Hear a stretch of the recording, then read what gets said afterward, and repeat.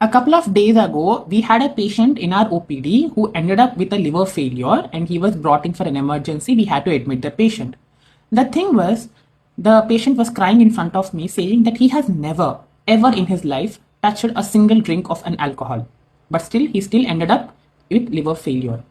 Now, this is where I thought of thinking to share with all of you what is something called as non-alcoholic fatty liver disease, which is also called as NAFLD. This is one of the leading causes of liver failure here in India as well as in the world as well.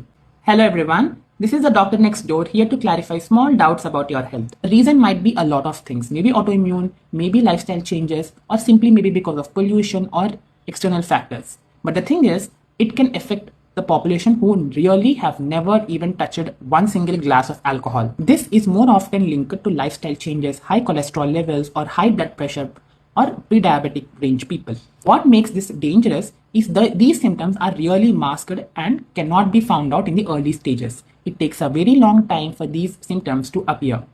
And that is when something called as fibrosis of your liver has already set in. The fibrosis is where the liver tissue has started to become strong, hard, and unable to budge at all. That is where the functions of liver is totally gone. And this can escalate into full-blown liver failure and sometimes a hepatocellular carcinoma as well, which is liver cancer. Now here's a little bit of light in the story. These changes are reversible to most of the extent. And how is that going to happen? Maintaining your weight, proper lifestyle, enough movement in your body, and proper intake of protein and avoiding other toxic substances can really help you in saving yourself from non-alcohol fatty liver disease. So share this with people around you so that they get to know that it is not just alcohol which damages their liver, but also can be other reasons as well.